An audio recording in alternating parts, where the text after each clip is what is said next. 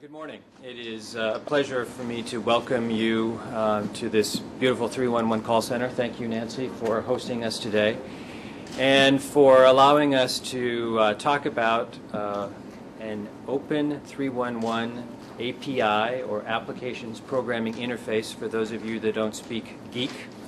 And I promise you that after this press conference is over, you will actually understand what this means and its actual importance to making and improving customer service actually worldwide with 311 and any call center. As I talk to my counterparts, chief information officers at the federal, state, and local level, they all tell me the same thing, that governments are being pushed to provide more services at a faster rate, but also at a cheaper price.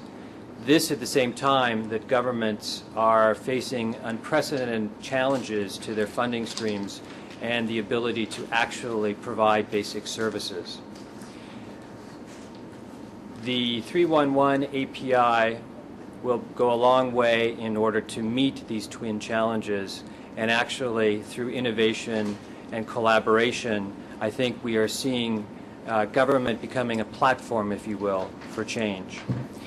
It was less than a year and a half ago that Mayor Newsom and I and Nancy and others, Ed, were here talking about the Twitter and opening up our 311 call center to social media tools like Twitter to actually expand and create new ways of asking for service and getting help within the city. I think it was about 3 months ago or 6 months ago that we talked about the Open Gov initiative, where we talked about releasing data sets and making them available to the general public so that solutions could be driven by the public and not necessarily by the government in creating new and better ways to provide service delivery. And I think it was about 3 months ago that we talked about open source and the role that open source can and will play in government as we try to do exactly what we're being asked to do, which is to provide more services at a faster rate and hopefully at a cheaper price. All of these innovations, if you will, have allowed us to create some new and wonderful services here in the city and county of San Francisco. But I think in order to make them scale, it is through the collaboration of a whole bunch of folks, a whole bunch of cities and a whole bunch of professional organizations that you'll hear about today, that are actually allowing us to build a scalable model, a model that actually has applicability worldwide. So today you're going to hear from 3 speakers who have vision about what government can and should be doing with technology, and also who have the grit to actually roll up their sleeves and get involved in making sure that the solutions actually work and that we're held accountable for what we say. The first speaker is going to be Mayor Gavin Newsom, and Mayor Newsom will talk about this Open311 API and how it's going to transform service delivery here in San Francisco. So Mayor Newsom. Great, thanks, Chris. Chris said everything I was going to say, so I don't know that I have much to add, except this is the beginning of, I think, a real transformative narrative, and that new narrative of government and a modern government, a more engaged, a more connected government, a government that provides true ubiquity in terms of information and the opportunity to engage the public in a more robust way, to design the government in their interest as opposed to government designing it in the interest that we believe the people, our taxpayers, and our constituents want. This effort, as Chris said, really launched, the 311 call center launched in 2007. The whole idea was to take, this is sort of government 1.0. The idea was to take 2,300 telephone numbers and aggregate them into one, so that you would need to remember 311 and 911, the only 2 numbers you'd ever need in the city. 911 for emergencies, 311 for everything else. Instead of those 2,300 telephone numbers, you would be able to call 311, get a human being on the phone 24 hours a day, 7 days a week, available, Nancy, in 176 languages. That was at the time revolutionary in this town. I mean, trying to get a phone call answered in city government 5 years ago was difficult. Trying to get someone to call you back if you left a message or got lost in a phone tree, good luck. So the idea that we created this framework of at least an access point to city services was important, but it's one-dimensional. It was a point where people would call in and they would log a complaint, or log a concern, and then we would begin the process of trying to address it. We then started to look at different frameworks and different opportunities to engage people in a more robust manner, and that's what Chris just referenced. We had Biz Stone, one of the co-founders of Twitter. He came in literally right where we're standing, and they said, hey, it would be great, since Twitter's a San Francisco-based company, and we've been working with Twitter on a lot of other ideas, that they can get involved in helping support, and we could, in turn, help support them in promoting interface and opportunity to tweet concerns and complaints to our 311 call center. We were the first big city to do that, I think the first city, period, to do that, and it was very, very successful. Other cities, I remember being at the U.S. Conference of Mayors, Mayor Daley and a number of other mayors solicited information about how they can consider doing the exact same thing. Then we met this guy, Tim Riley, who you're going to meet in a moment.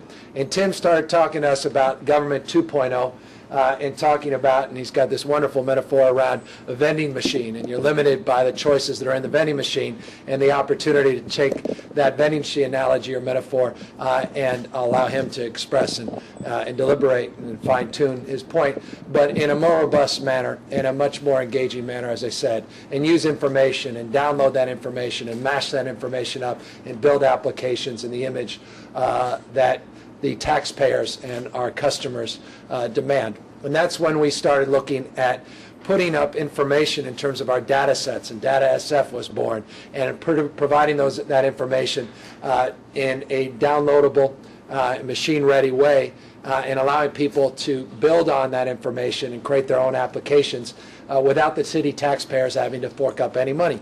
We have now over 30, I think, applications that are formally been advanced since the Data SF initiative was launched. And you can go on your iPhone now and download applications to get all kinds of information in an aggregated way that you could never have found if government was to figure out that you wanted it in the first place, and it would have taken years and would have cost us a lot of money. That was just a start. And then we started saying, well, that's good, but how do we get more information out there to the taxpayers? And that's when the whole idea of open source and the idea of taking this Data SF and getting data in the broadest sense into the hands of our customers, into the hands of the taxpayers. This is where Chris Veen, he may act like he thought this was the greatest idea in the world, but the folks at Department of Telecommunication didn't necessarily get too excited because open source, you know, there are not many cities doing big open source policies, but they moved and they finally agreed, and Chris finally led the effort, and we became the first big city with an open source software policy. And apparently that was a big deal. I just couldn't believe that was a big deal because it made so much sense. Why spend all that money when you don't need to spend the money, and why not create interface and opportunity for people to connect at a completely different level? So we did that. And apparently we got some attention because some of our friends at the White House started paying note, and they started appropriately taking some credit because it was this new administration, the Obama administration, that actually promoted a lot of these things.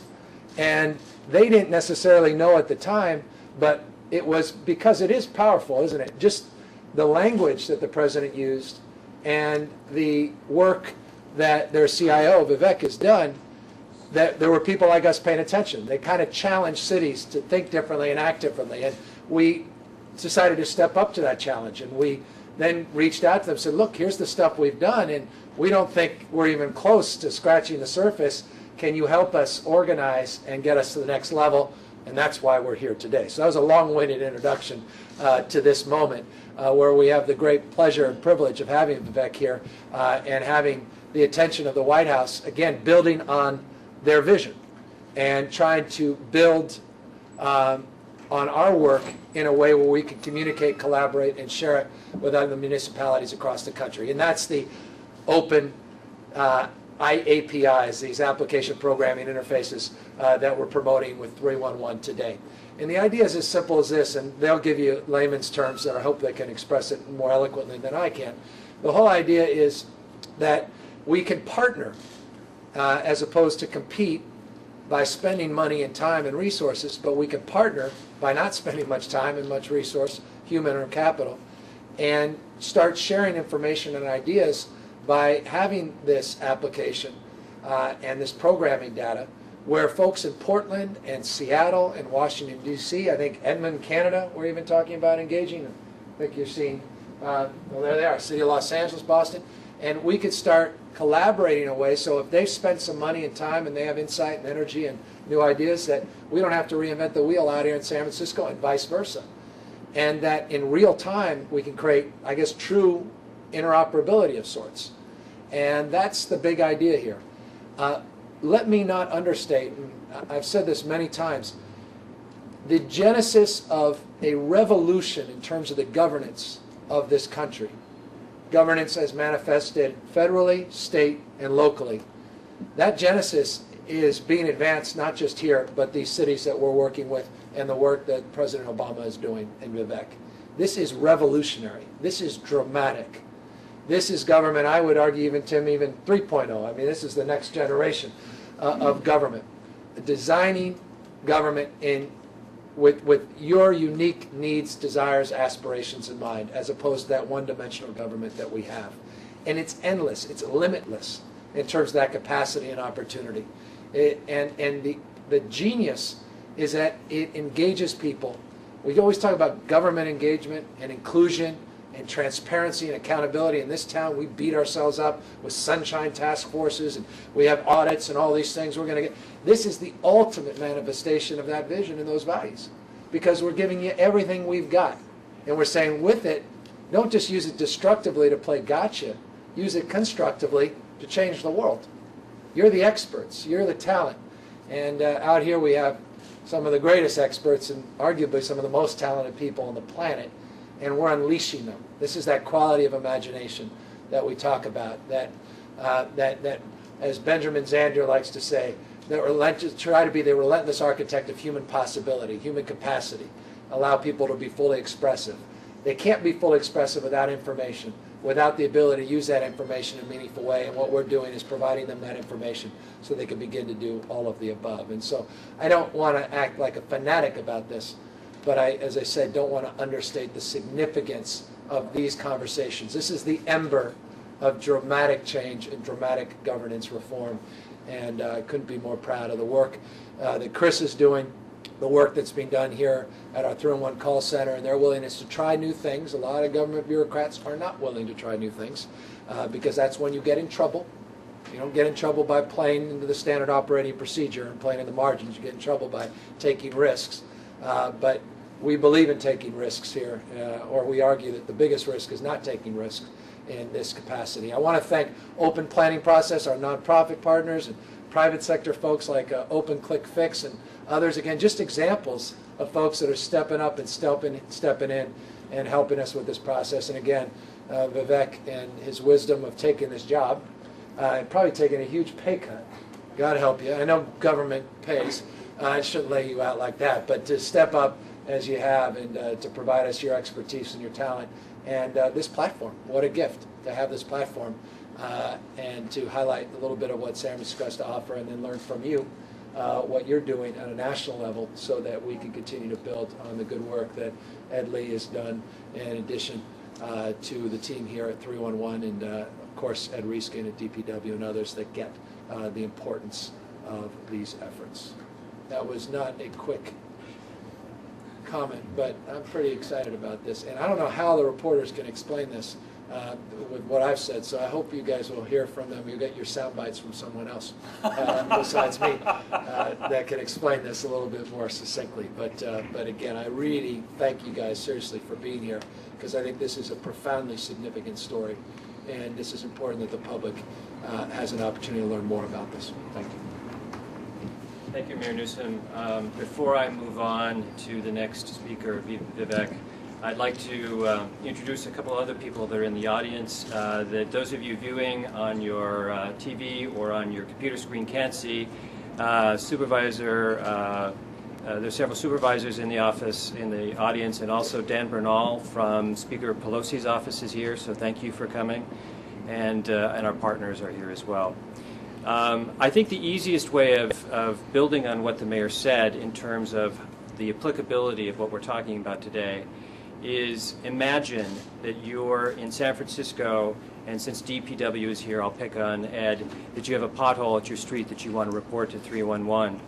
You can, in San Francisco, using your Twitter account, tweet to Nancy Alfaro in the call center and let us know that you have this pothole in front of your house, and you actually can take a picture and send to Nancy so her team can more quickly and effectively answer that call for service. If you were to go to New York City or Chicago or LA, any other city that has a 311 call center, today you cannot use your Twitter account to access 311 services in those cities. What we will be launching and what we're announcing today is a common standard that will allow social networking platforms like Twitter to be used at any 311 call center should that center want to use it. And that's what is so exciting about this, is because we're standardizing access to city services across the country and with Edmonton and other cities around the world. And it's going to be an even easier way, as Mayor Newsom said, to get a hold of City Hall, because we can all do it the same way. And that's really what we're talking about today, and that's the beauty of this API. With that said, I'd like to bring Vivek up here to give us a national perspective. As a mentor to us all on these kinds of initiatives, we really look forward to hearing what you have to say.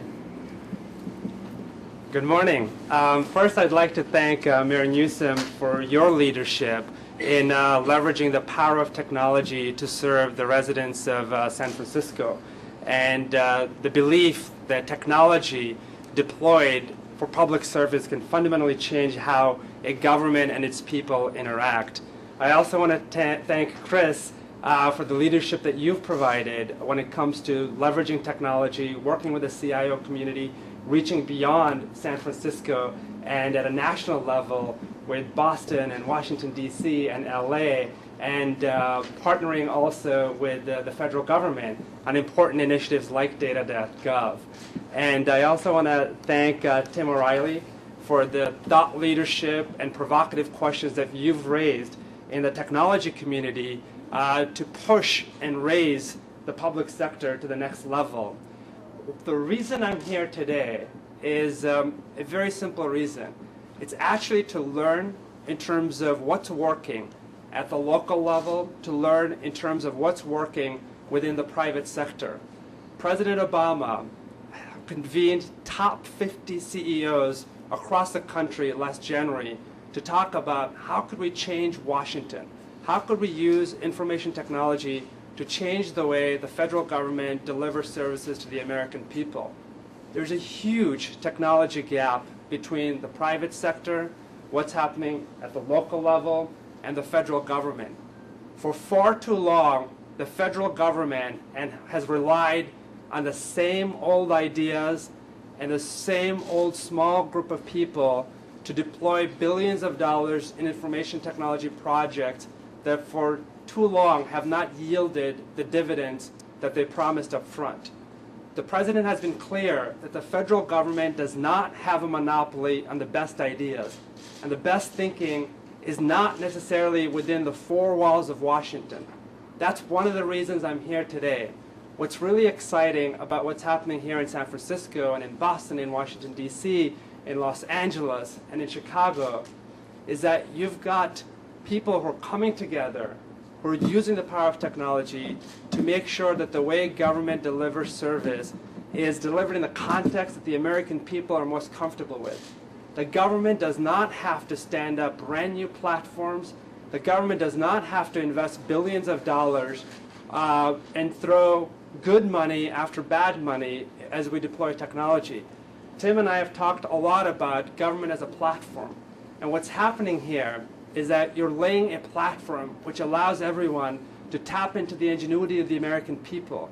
The American people having the ability to create new solutions, to contribute, to hold the public sector accountable so it actually delivers.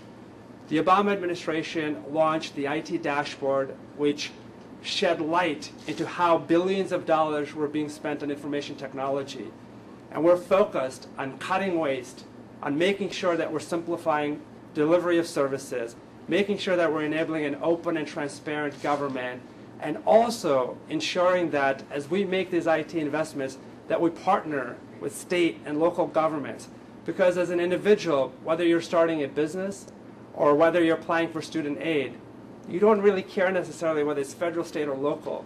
You really care about how do I focus on the idea, the entrepreneurial idea that might change the world, rather than having to navigate 24,000 websites and 3 tiers of the public sector.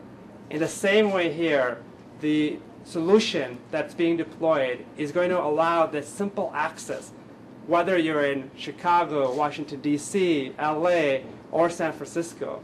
So I look forward to working with you very closely as we embark on a number of these initiatives and to advance an agenda that puts the American people at the center and not necessarily just investing in sexy technology for technology's sake, but technology that's actually going to have a huge difference on people's everyday lives. So thank you very much, and I look forward to working with you. Thank you, Vivek.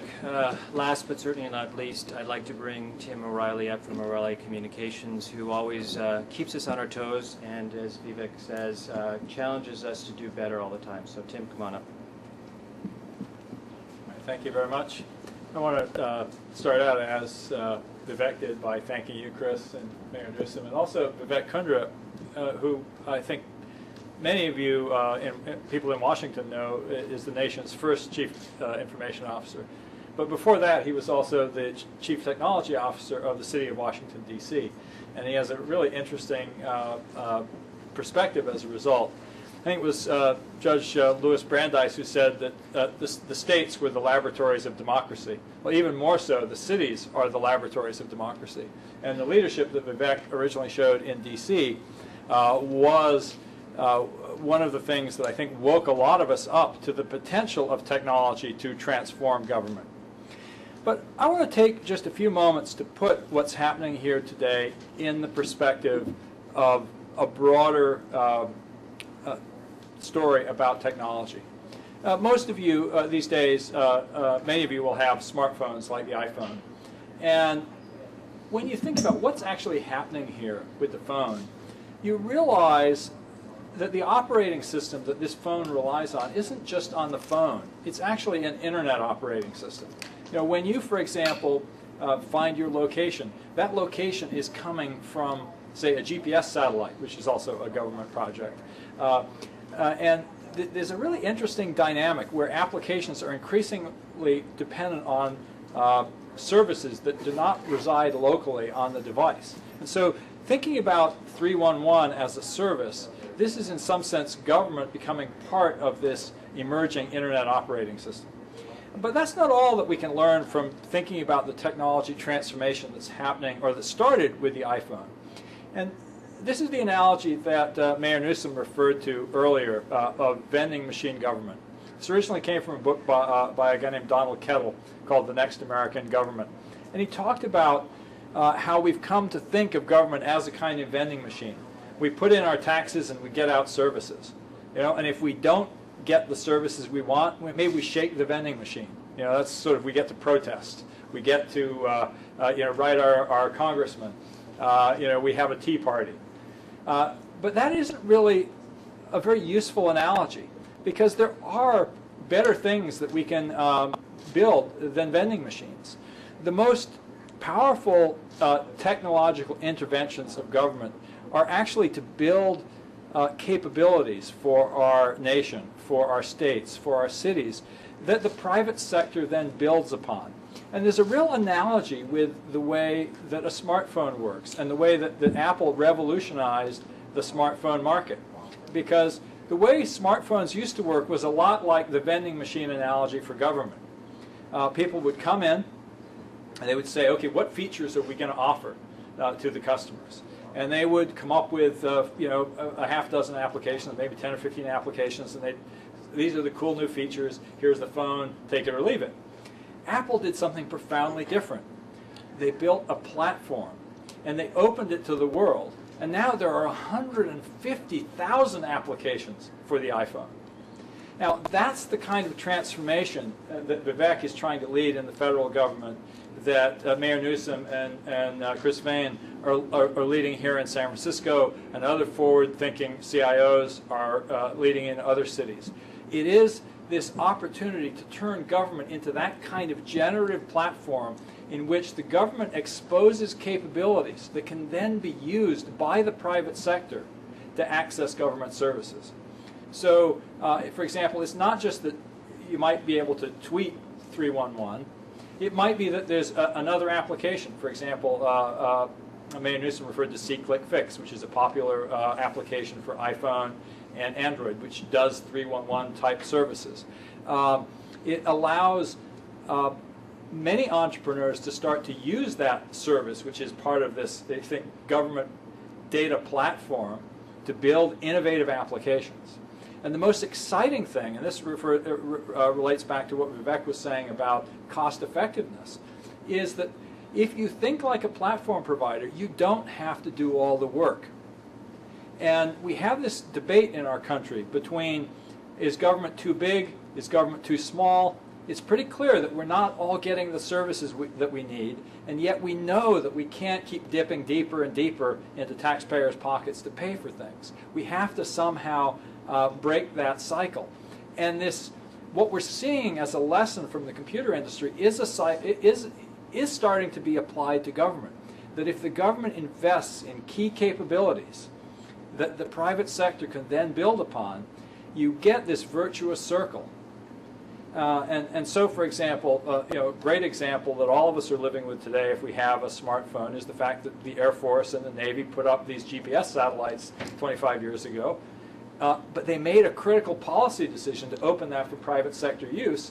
And as a result, we ended up with a whole set of location-based services today, which the government didn't build, which the private sector built on the government as platform. So this Open311 announcement is one small step in that same story. The government has identified a set of functions. In this case, they are about access to government services and letting the government hear from its citizens more effectively, as opposed to, say, GPS, which has a more general purpose. But it's the same model in which the government says, okay, we're not going to build all the applications that you're going to use to let us know about these problems, but we're going to create a common standard that individual private sector developers can use to come up with creative new ways to extend our services.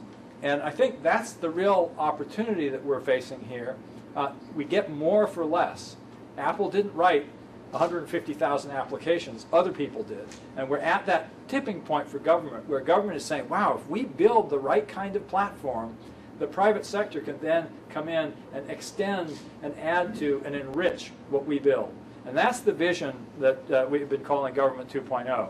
And the leadership that we're getting from individual cities is fantastic. And I love also the partnership between the cities and the federal level, because this enormous opportunity for innovation that exists at the local level. I know, Chris and Mayor Newsom, you've had your own difficulties, with resistance to change at the local level. I think Vivek has found that an even greater challenge at the national level. It's hard to make something as large as a government change. And the more people who are working at it from different ends, from the local end, from the national end, it's a little bit like building the Transcontinental Railroad. It's a lot easier if you start from both ends and meet in the middle. And I think this is a fabulous, fabulous step and a continued evolution in San Francisco's leadership in Gov 2.0. Thank you. Thank you, Jim. So it's great that we are up here talking about all of the great work that has gone on and the potential for this API and collaboration. There are a lot of people behind the scenes who actually make this work, who have actually been doing the hard work of getting the agreements and talking that through. We have certainly a group of people here in San Francisco, a small, committed group of people who are trying to change the world one application at a time. And I know that our partner cities all have similar groups in their offices, in their government, that are trying to do the same thing. So I'd just like to end by saying that while San Francisco is lucky enough to have Vivek, the mayor, Tim here today, the cities of New York, Boston, DC, Chicago, LA, Seattle, and Portland could easily be hosting this as well, because they are working just as hard as we are in trying to make this vision a reality of government as a platform and essentially of revolution. So thank you for coming today, and we look forward to seeing you again when we do our next announcement of the next innovation. Thank you. Any questions? I had a couple questions. First, it sounds as though this is an announcement, an agreement that allows private companies to go out and develop these apps or whatever they are. So it's not developed yet, it's not attached to 311 yet, is that correct? Or are there some things that are actually different now? Okay, I'll start with this and anybody else can jump in. So it will be launched next week. It wasn't quite ready for today, but it will be launched next week. And one way to think of what this API is, it's a set of standards that makes, no matter what application or what system any city is using for their 311 calls and processing, this will allow a common communication vehicle in and out of that system. And it's not a piece of hardware that you can touch, but it's actually kind of a virtual piece of software that will allow that to happen. It will be launched next week, and our partner cities and us are finishing the details of that work. So it will actually, people will be able to start utilizing it next week?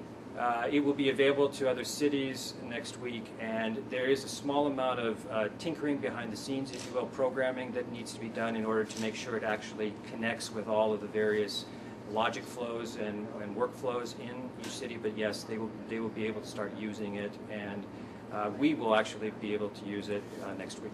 So if Portland decides to use it, as of the launch, would I be able to call 311 here and report a pothole in Portland? No, not yet. Like I said, it's going to be done. It will be built. It will be released, and then Portland as a city, or any city, who really pledges to follow the rules and the standards in this application, will then be able to do some small amount of reprogramming and then be able to work. So it depends on how fast they make those changes. Does the product actually exist can I now? jump I'm in? just confused. Yeah. Does the product exist? So let me just kind of distinguish a couple of different layers of technology. Open311 is a standard that was developed by a nonprofit group called the Open Planning Project in New York. It exists, just like, for example, the world. As a concept. No, it's not just a concept. So think about, say, the World Wide Web, which you're familiar with. Tim Berners-Lee wrote the World Wide Web software in 1989 through 1991, and then it was deployed. So the software existed, but for example, the city of San Francisco maybe did not have a website, right? And at some point they put up a website that used the protocols and the APIs of the World Wide Web. And then maybe the city of Edmonton put up their website a year later, right? The software existed, but somebody has to actually implement it. So what we're really talking about here is the adoption of existing software by cities. And what that software does is it doesn't, for example, allow people in Edmonton to report potholes to San Francisco. It's simply that if you have an application, say on your phone, it works the same way in Edmonton as it works in San Francisco, so that you don't have to get a different application to report a pothole in Edmonton than you do to report a pothole in San Francisco. Just like you can use one web browser and access any web server. And Yes. you could do that starting next week, assuming that Yeah. these other cities. Yeah, as soon as they actually get it deployed. Okay. Yeah. And then this is another question, and you might be able to address it as well, or the mayor, because you talked a lot about the iPhones and the Yeah. gazillion apps. I mean, those apps are developed by private companies who mostly sell them to make money. So my question is that once this technology is developed and implemented, are people going to have to buy whatever you call it, I'll just call it an app, and pay money in order to access this service? I mean, am I going to have to pay for something to report a pothole in Portland? No. Here's what I would say. First off, it's certainly possible that companies might say, hey, I want to build an app that's so super duper that I think people will pay for it. It's not out of the question. But so far, all of the people who've been building apps that, for these kinds of applications have made them free. And there's a couple of different business models. And this isn't just for 311 apps. It might be for, say, crime spotting apps or something else. It may be that their model is to provide something free to citizens, and then they will offer services to the city on the back end. So, for example, there's a program called crimereports.com, not 311, but it's a similar kind of there's a free front end for citizens and a software as a service back end for cities. So it just as in many businesses that you see on the internet, there's free components and paid components, and often different people are paying than are using the service. And really, we don't know all the answers, but this is in fact, I think the way that we're trying to have government participate in the market. And the market will tell us whether this is a free service, may be supported by advertising, may be supported in the software as a service way I mentioned, or it may be that somebody will come up with something that's so compelling that people say, yeah, I would pay for that. Yeah, I'll pay 99 cents to be able to know when my trash truck is coming and where it is on its route because I forgot and I'm going to run down and get, again, that's a different application than 311. But it's the kind of concept, we don't know, and that's the beauty of it, that the market will teach us. So just in terms of the power platforms, to give you two very simple examples. So on our way here from Washington, D.C. to San Francisco, one of the things that the federal government had done in terms of deploying data.gov, the second we deployed this platform, which was to democratize data that the federal government already has, we didn't really know what applications would be built, and an individual within a matter of weeks created an application called flyontime.us, which we ended up using. And essentially what this application did is it took data that was coming from the Federal Aviation Administration, and it calculated all the delays that any flight has, what's the average time it takes, what are the average wait times at the airport. So we were able to make an intelligent decision when we should leave the White House to go to the airport, which day of the week has the best time in terms of arrivals as flights are concerned.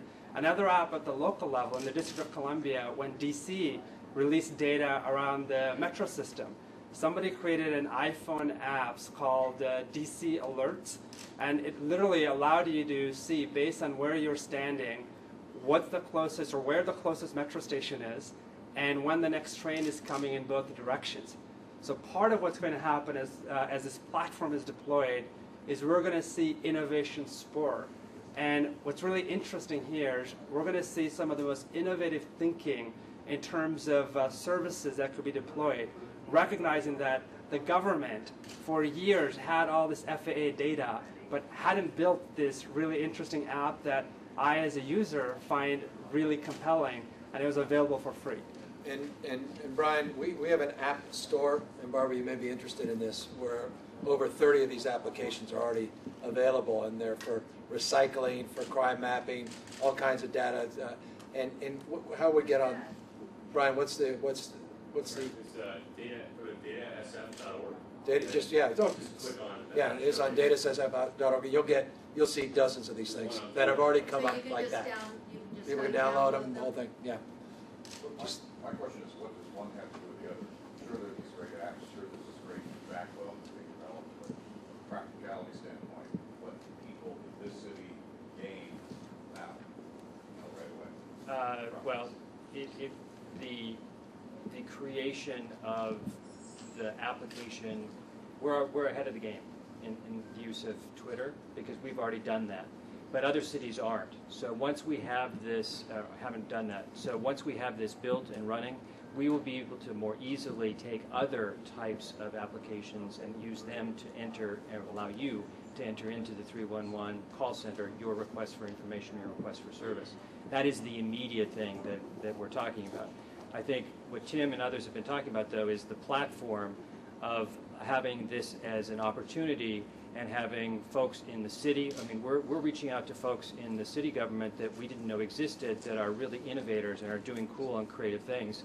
And this platform will allow them to do some creative things that no one would have thought of, no one had dreamed of. And that's also true, as Tim just said, of the private sector, and they will be able to do the same thing. So immediately, it will be that we can access and have other social networking tools access our 311 call center. Mayor, at the risk of getting political here, you've got certain members of the board doing the best you can. Oh, yeah. How does that affect what's Well, I guess they should like this because presumably this will reduce the call volume. So reduce the pressure on the system. Over 7 million calls to date here, right, Nancy? Over 8 now, yeah. 8 million calls to date, and this would reduce pressure in terms of the need to provide more robust answering services, and that's the whole idea with Twitter and these new applications. So I think this would be right in line with what they were hoping for, what they would be supporting. Too, Americans under the Constitution can work with government, and this is a program that shows that. Government services. Yeah, I mean, look, I've said this to you guys so many times. This is my dream for this country. Is you have local benefits, you have state benefits, you have federal benefits. One hand doesn't oftentimes know what the other's doing. You don't know if you're eligible for health care in San Francisco, that you're also eligible for food stamps from the federal level. If you're eligible for food stamps, you're eligible for the Working Families Tax Credit. And so you have all these agencies providing all these good things. And the ultimate manifestation of this, particularly as an anti-poverty tool, which is really where I'm sort of organized in my thinking, is you take that, you aggregate all those data sets, state, federal, and local, and connect them in this one sort of benefits package, this benefits calculator of sorts that we talk about locally. I mean, that's going to be the power of technology to transform the delivery of services and provide resources, in this case financial resources, that otherwise were not being provided except in rare instances where people can hire someone to navigate where they find those resources and how to access those resources. I just offer that as one point. The challenge is we're all on different platforms. We have this, I mean, I don't even want to start with our police department with this old 1970s cable system. I think we've got one guy who's 85 years old or 95, maybe 106, and we're paying him hundreds of thousands of dollars just so he doesn't retire because he's the only one who understands the system. We're just desperate to keep him afloat and keep him going because we need that. I mean, government internally has a hard time connecting with itself. Imagine governments, I mean, we're going to be on the same platform as Portland and DC. The problem, John, is we're the leader in this case. So you asked the right question. Well, what do we get out of it? It's really what we're offering now in terms of trying to level the playing field in expectation that as these guys get up to speed, they're going to be competing with us, and then we're going to get a reciprocal benefit. I'm really proud. I mean, this city, by most objective standards, and I know, trust me, I know how competitive all of us mayors are, because we're all sort of reaching and stretching on these goals. But I know for a fact we're ahead of the curve on these things. But I can promise you, these guys are eager, once we share this baseline information, to jump ahead. And when they do, we will all be the beneficiaries. Look, Barbara, it is about creating a marketplace that will create a competitive framework for private sector remuneration in terms of fees or providing things at no cost.